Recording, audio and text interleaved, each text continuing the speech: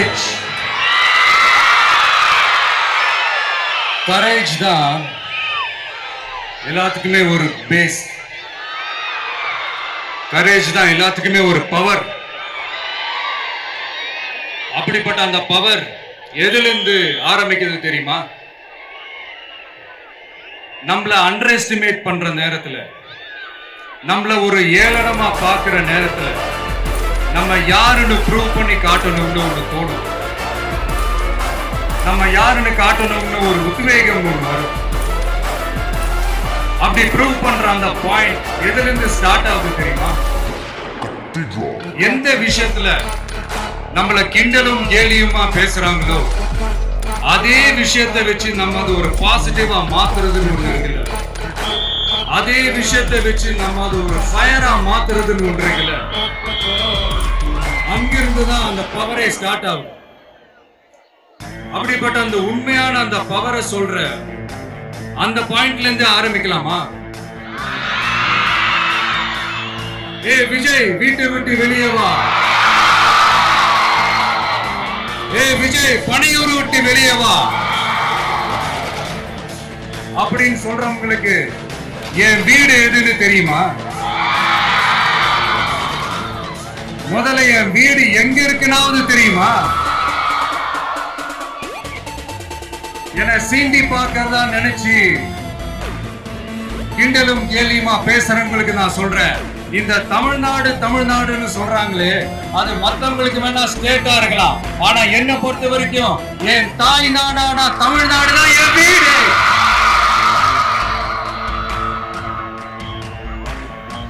என் வீட்டுல மொத்தம் எத்தனை பேர் இருக்காங்க தெரியுமா? 8 கோடி பேர் இருக்காங்க. ஒட்டுமொத்த தமிழ்நாட்டு மக்களும் என் வீட்டு மக்கள், என் குடும்பம், என் உறவு, என் சொந்தம். எனக்கு எல்லாமும் கொடுத்த இந்த 8 கோடி சொந்தங்களுக்கு இனிமே எல்லாமுமா கூட நிக்க போறது இந்த விஜய் மட்டும்தான். தமிழ்நாட்டோட முதல் படை வீரனா, தமிழ்நாட்டோட முதல் பாதுகாவலனா அவங்க கூடவே நிக்கணும்ன்றதுதான் என்னுடைய குறிக்கோள். இன்னைக்கு இந்த விஜய், உங்க விஜய் உங்ககிட்ட ஓட்டு கேட்டு மட்டுமே வரல, உங்ககிட்ட நீதி கேட்டும் வந்திருக்கிற. ஆக்சுவலா உங்களுக்காக நீதி கேட்கறதுக்காக தான் நான் அரசியலுக்கே வந்தேன். ஆனா இன்னைக்கு நான் உங்ககிட்ட நீதி கேட்கறதுக்காக வந்திருக்கிறேன். இந்த விஜய் என்னங்க தப்பு பண்ணா? தன்னை நேசிச்ச தன்னுடைய மக்களுக்காக அரசியலுக்கு வந்தா அது ஒரு தப்பா?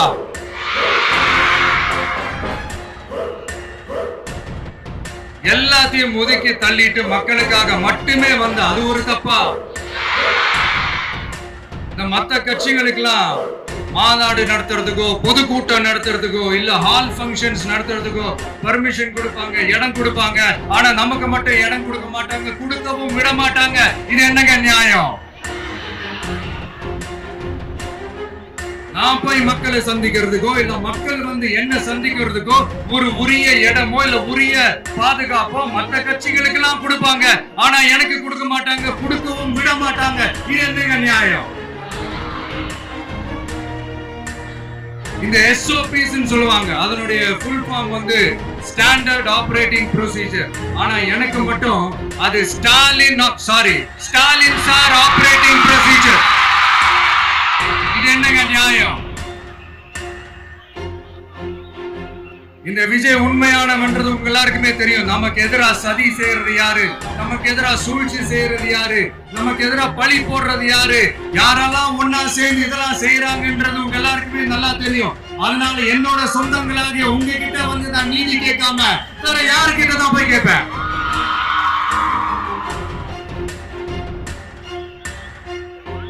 செல்ஃபே எடுக்காத ஒரு கூட்டணி கணக்கு, செல்ஃபே எடுக்காத ஒரு அறத பழைய அரித்மெட்டிக் கணக்கு, இதெல்லாம் வேலைக்கே ஆகாது. ஆணித்தரமா அடிச்சு சொல்றேன். காசு கொடுத்து ஓட்டு வாங்கலாம்னு கனவு காண்றாங்கல்ல, அதுவும் இந்த விஜய் வந்ததுக்கு அப்புறம் நடக்கவே நடக்காது. வண்டியா கொண்டாந்து கூட்டுவாங்க. 1000, 2000, 3000, 4000, 5000. சாமி மேல சத்தியெல்லாம் வாங்குவாங்க. அப்படிதான் இத்தனை வருஷமா உங்களை ஏமாத்தி இருக்கிறாங்க. வாங்கிக்கங்க, சந்தோஷமா வாங்கிக்கங்க. எல்லாம் உங்க பணம் தான். வாங்கிக்கிட்டு அவங்க காதிலேயே விசில ஊதி அனுப்புங்க. எப்படி? அவங்க செவிலேயே விசில ஊதி அனுப்புங்க.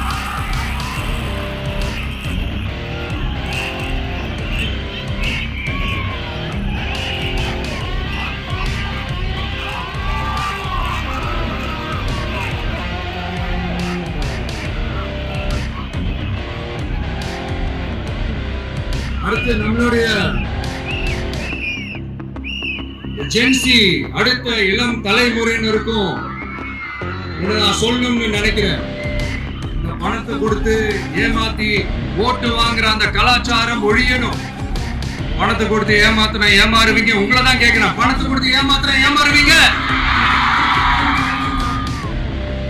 எல்லாரும் கொஞ்சம் கையைப்படி வைங்களேன் எனக்காக. நான் சொல்றதை கொஞ்சம் ரிப்பீட் பண்ணுங்க. எங்க ஓட்டு எங்க உரிமை. எங்களை யாரும் விலைக்கு வாங்க முடியாது. எங்கள் ஓட்டு விசில் சின்னத்துக்கு தான். வேற யாரையும் நம்பி ஏமாற மாட்டோம்.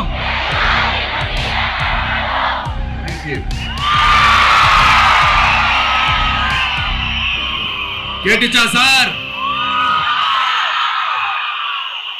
இனிமே நீங்க கொள்ளையடிச்சு வச்சிருக்கிற பணம் எல்லாம் வேஸ்டா போகுது. குப்பையில தான் தூக்கி போடணும்.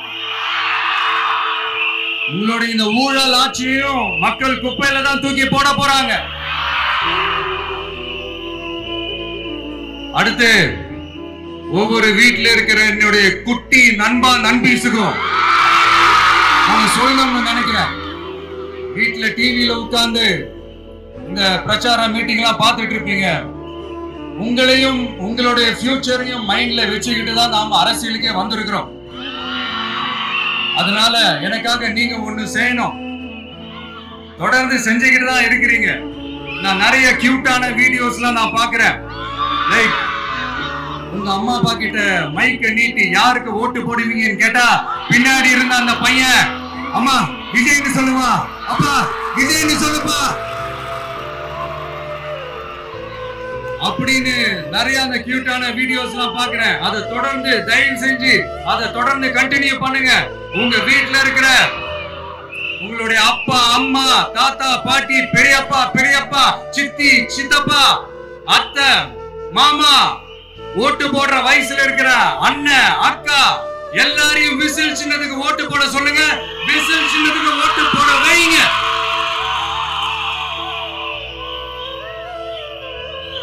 இந்த தேர்தல் நெருங்கிற இந்த நேரத்துல பொலிட்டிக்கலா ஸ்பீக்கிங் டு த பாயிண்ட் ஒரே ஒரு விஷயம் நான் சொல்லணும். நாங்க அரசியலுக்கு வந்தது எந்த கட்சியும் ஒழிக்கிறதுக்கோ அழிக்கிறதுக்காகலாம் நாம அரசியலுக்கு வரல. யார் மேலேயும் தனிப்பட்ட ஒரு வன்மமோ இல்ல தனிப்பட்ட கோபமோ அப்படிலாம் யார் மேலேயும் கிடையாது. இந்த மத்தவங்க மாதிரி இந்த வெறுப்பு அரசியல் பண்றதுக்காகலாம் நாம அரசியலுக்கு வரல.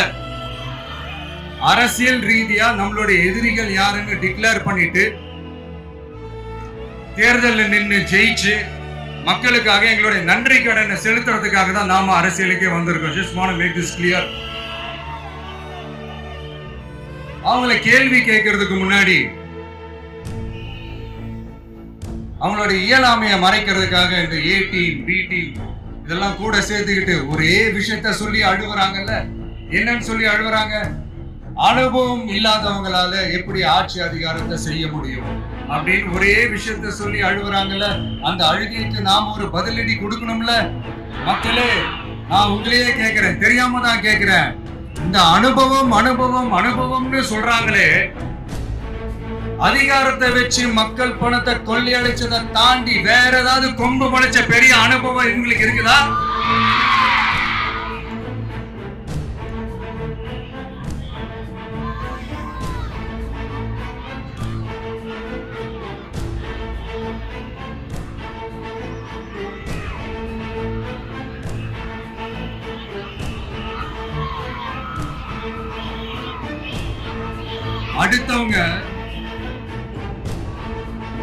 அடுத்தவங்க ஆரம்பிச்ச அரசியல் கட்சியில, அடுத்தவங்களுடைய அட்ரஸ்ல அரசியல்வாதிகளா இருந்துட்டு இருக்கிற இவங்க எல்லாருக்கும் ஒரு சவால். என்ன மாதிரி தனியா, என்ன மாதிரி சொந்தமா ஒரு கட்சி ஆரம்பிச்சு 1% அட்லீஸ்ட் 1% வாக்கு வாங்கி காட்டுற அந்த தில் இருக்குதா, திராணி இருக்குதா? 30 வருஷமா மக்கள் இயக்கமா இருந்து இன்னைக்கு மிகப்பெரிய ஒரு அரசியல் கட்சியா வளர்ந்து இந்த கூட்டணி கட்சிகள் மட்டுமே நம்பி இருக்கிற 75 வருஷ கட்சி, 50 வருஷ கட்சின்னு இன்னைக்கு ஆட்சி அதிகாரத்துல இருந்துட்டு இருக்கிற இவங்க எல்லாரையும் மீறி இன்னைக்கு களத்துல தனியா நின்னு இந்த 2 வருஷத்துல முதன்மை சக்தியா வளர்ந்து 30% தாண்டி இன்னைக்கு மக்கள் ஆதரவை பெற்றிருக்கிற நமக்கு அனுபவம் இல்லையா? உங்களுடைய அனுபவம் என்னன்னு சொல்லட்டுமா? கட்சி ஆரம்பிச்ச அண்ணாவை மறந்தது, கட்சி ஆரம்பிச்ச எம்ஜிஆர் அவர்களை மறந்தது, கட்சியை வளர்த்த ஜெயலலிதா மேடம் அவங்களை மறந்தது. இவங்க எல்லாரும் சொன்ன விஷயங்கள், பேசின விஷயங்கள், எதையெல்லாம் ஃபாலோ பண்ணணும்னு சொன்ன விஷயங்கள் எல்லாத்தையும் மறந்தது. இவங்களுக்கு நமக்கு அனுபவம் இல்லையா? நமக்கு அனுபவம் இல்லதா? கொள்ளை அடிக்கிறதுல எல்லாம் எங்களுக்கு அனுபவம் இல்லதா? அதெல்லாம் எங்களுக்கு சுட்டு போட்டாலும் வராது. கொள்கைய பேருக்கு மட்டும் வச்சுக்கிட்டு நேரடியா சரண்டர் ஆகிறது, மறைமுகமா சரண்டர் ஆகிறது, இந்த மாதிரி அனுபவம் நமக்கு இல்லதா? அதுவும் நமக்கு சுட்டு போட்டாலும் வராது. மக்களை நேசிக்கிற நல்ல குணம் இருந்தா போதும்யா. நல்ல சூப்பரான ஒரு நல்லாட்சி கொடுக்கலாம். நல்லாட்சி கொடுக்கிறதுக்கு மெத்த படிச்ச மேதாவிகளா இருக்கணும்ல ஒன்னும் அவசியம் இல்ல. காமராஜர் அவர்கள் மாதிரியோ, எம்ஜிஆர் அவர்கள் மாதிரியோ மக்கள் சக்தியின் துணையால, மக்கள் மேல அக்கறையா இருக்கக்கூடிய நல்ல அதிகாரிகளின் துணையால சூப்பரான ஒரு நல்லாட்சி என்னால கொடுக்க முடியும், செஞ்சு காட்டுறேன்.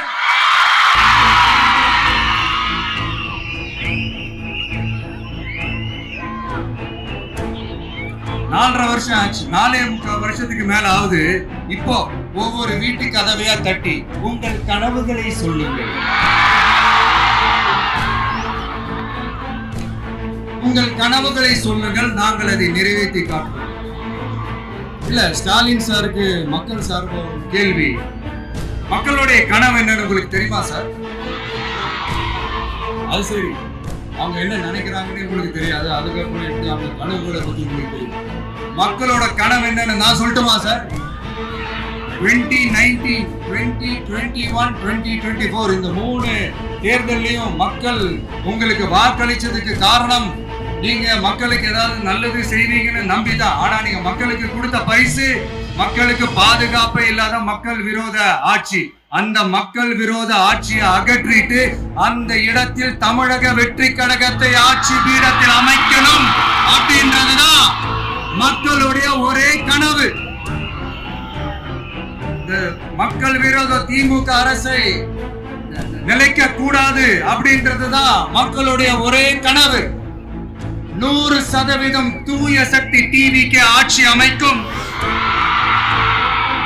அதுல உங்களுடைய கனவுகள், உங்களுடைய ட்ரீம்ஸ் எல்லாமே ஃபுல்ஃபில் ஆகும், நிஜமாகும்.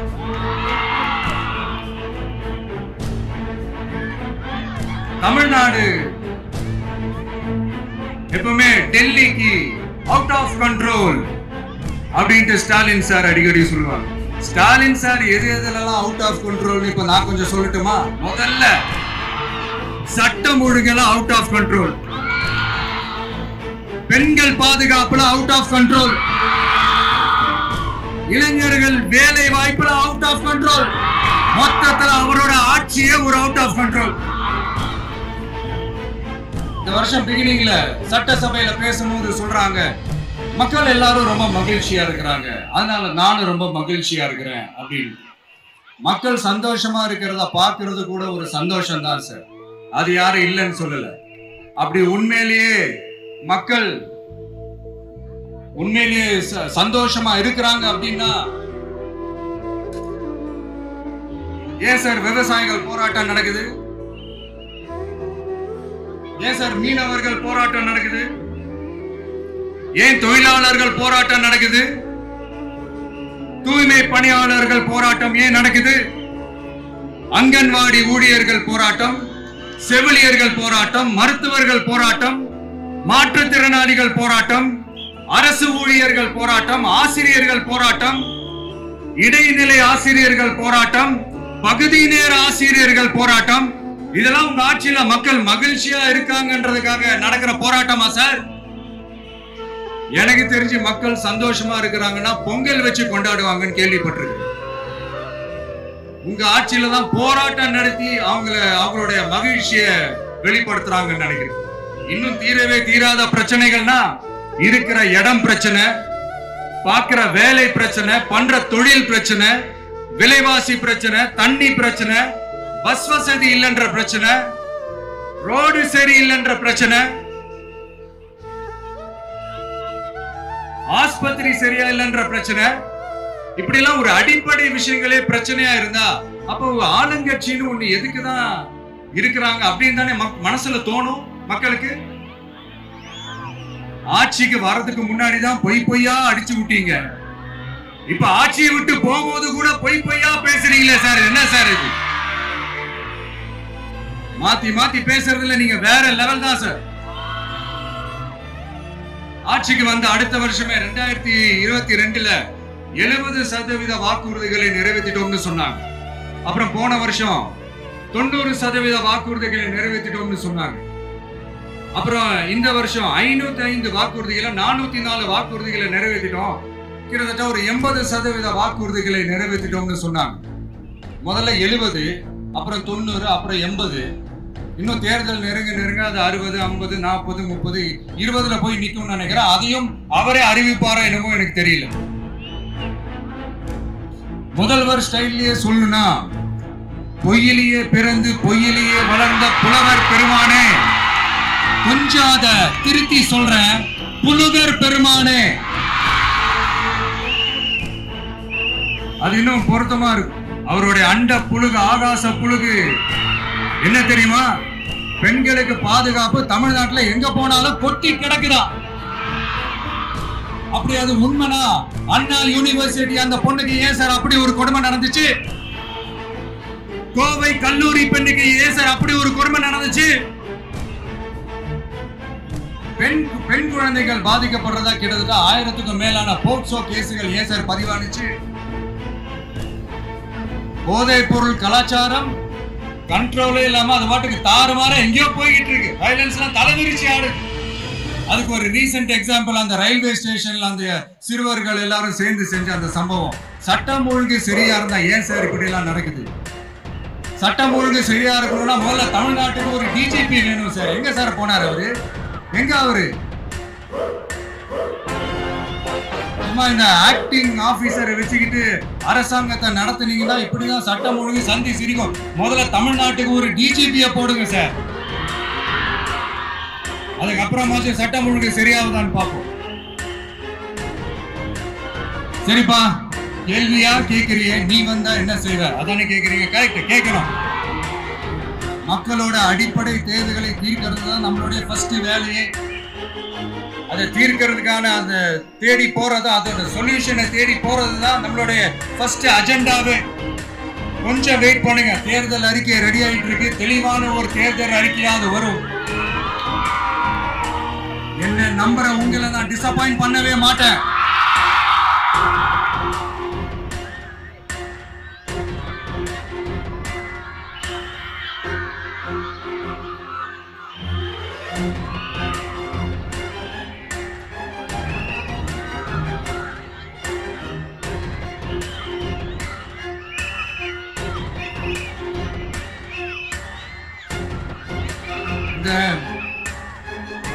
சும்மா ஆட்சிக்கு வரணும்ன்றதுக்காக இந்த நடைமுறைக்கு சாத்தியமே இல்லாத இந்த மாதிரி விஷயங்கள் எல்லாம், வாக்குறுதிகளை நான் என்னைக்குமே கொடுக்கவே மாட்டேன்.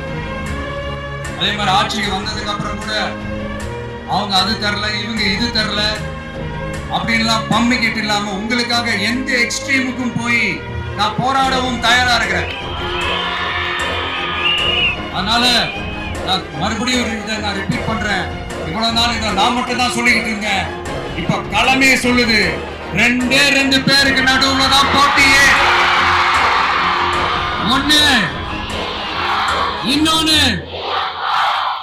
ஒண்ணு தூய சக்தி டிவிக்கு, இன்னொன்னு தீய சக்தி டிஎம்கே.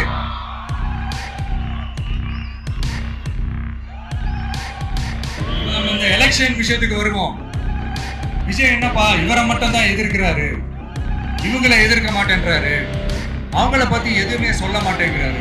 நான் கேட்கிறேன், இது யாருக்கான எலெக்ஷன்? தமிழ்நாடு சட்டசபைக்கான ஒரு தேர்தல். இப்ப இங்க யார் ஆட்சியில் இருக்கிறாங்க? யாரு பொய்யா வாக்குறுதிகளை கொடுத்து மக்களை ஏமாத்துறது? யாரு மக்கள் விரோத ஆட்சியை நடத்துறது? அப்ப இங்க யாரை அகற்றணும்?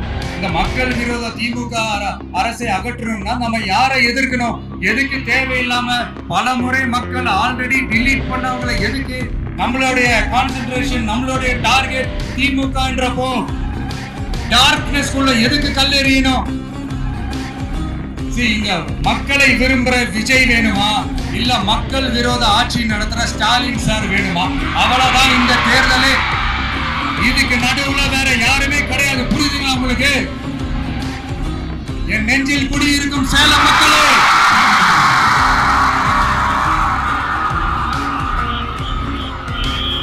one last simple question. Vijaya நம்புறீங்களா, ஸ்டாலின் சார நம்புறீங்களா? அவ்வளவுதான், முடிஞ்சு போச்சு. கதம்.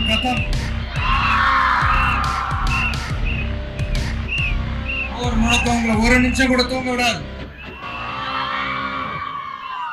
இந்த போன லாஸ்ட் வீக் இந்த டிஎன்பிஎஸ்சி அந்த எக்ஸாம்ஸ், இந்த குரூப் 2 எக்ஸாம்ஸ் அதை அனௌன்ஸ் பண்ணிட்டு உடனே அதை கேன்சல் பண்ணிட்டாங்க. இது உலகத்துக்கு எல்லாருக்கும் தெரியும். கேன்சல் பண்ணிட்டு ரொம்ப சிம்பிளா டெக்னாலஜி ஏதோ சம் ஃபால்ட், டெக்னிக்கல் ஃபால்ட் அப்படின்னு சொல்லி அதை கடந்து போயிட்டாங்க. இத்தனை வருஷமா ராத்திரி பகலமா கஷ்டப்பட்டு படிச்சு எப்படியாவது நமக்கு அந்த வேலை கிடைக்காதான்னு அந்த எக்ஸாம்ஸை ஃபேஸ் பண்ண வந்த நம்மளுடைய தம்பி தங்கைகள் எவ்வளவு ஒரு மன உளைச்சலுக்கு ஆளாயிருப்பாங்க. அதை யாராவது யோசிச்சு பாத்தீங்களா?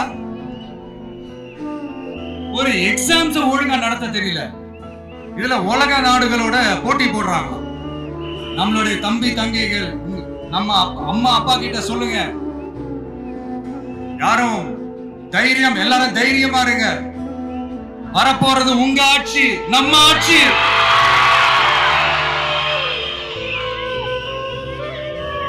அதனால இந்த மாதிரிலாம் எதுவும் நடக்காம சமூக நீதிக்கான ஒரு நல்ல ஆட்சியை அமைப்போம்.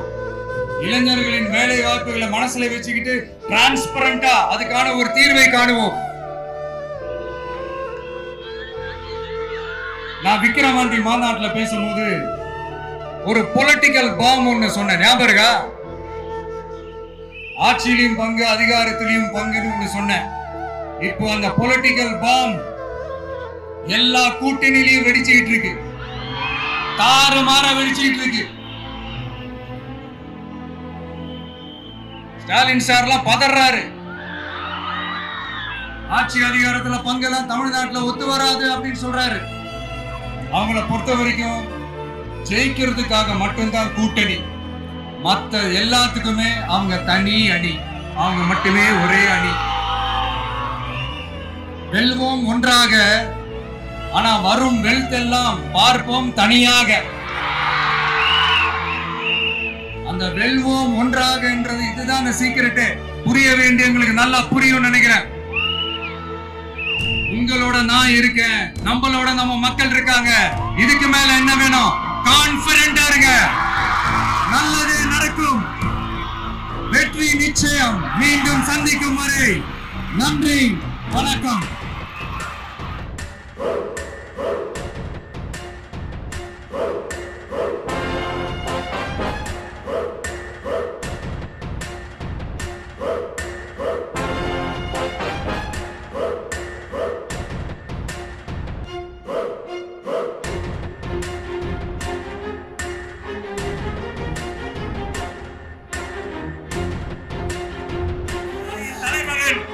தமிழக வெற்றி கழகத்தின் தலைவர், வெற்றி தலைவர் அவர்களுக்கு சேலம் கழக மாவட்ட செயலாளர்கள் உங்கள் சார்பில் நிறைவு பரிசு வழங்க மேடைக்கு வருகிறார்கள்.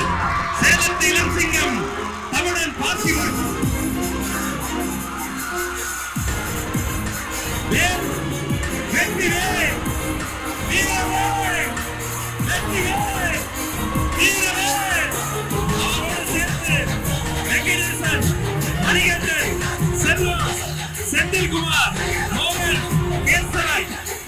அத்தனை பேரும் சேர்த்து வெற்றி தலைவருக்கு வெற்றி வேலை மதிப்பளிக்கிறோம்.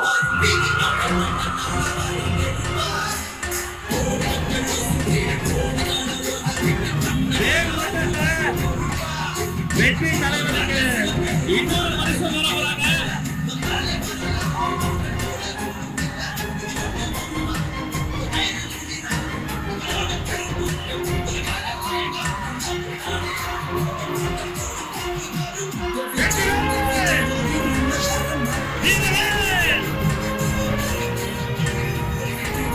வேலோடு சேர்த்து தலைவர் கையில மிக முக்கியமான ஒண்ணு தர போறாங்க. சாட்டை தீய சக்தியை வெளுக்கவும் சாட்டை, தூய சக்தியை பறிக்கவும் சாட்டை, உங்கள் வீட்டுக்குள்ளே வெற்றி சாட்டை. தேசிக்கு வீர விஜய், தமிழ் நாட்டுக்காக விஜய்.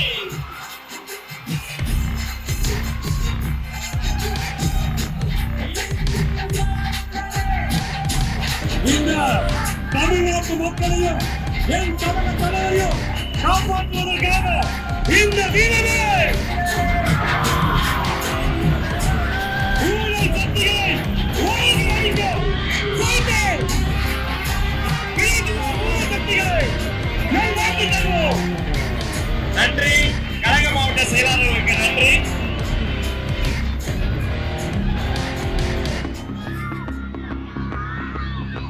மாவட்ட செயலாளர்களுக்கு நன்றி. தமிழக வெற்றி கழகத்தின் கொள்கை பொதுச் செயலாளர் டாக்டர் KG அருண்ராஜ் IRS அவர்கள் மாம்படி மாநகரில் வெற்றி செங்கோலை பரிசாக தருகிறார்.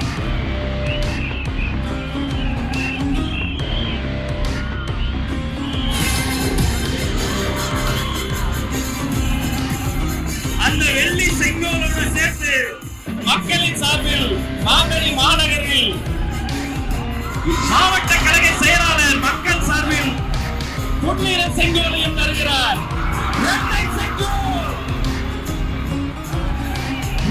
போராடை போல் இரட்டை செங்கோல்.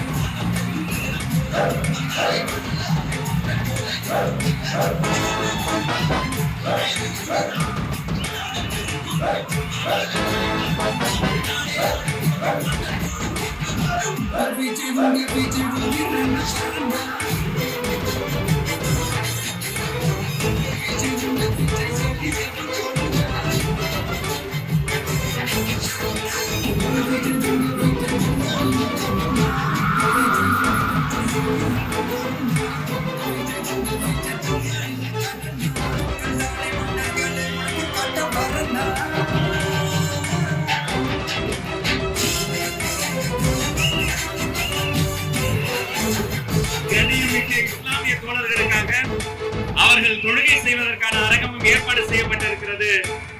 இத்தனை நேரம் பொறுமை காத்து எங்களோடு இணைந்திருந்த அத்தனை சொந்தங்களுக்கும் நன்றி. நன்றி. வெற்றி. வணக்கம்.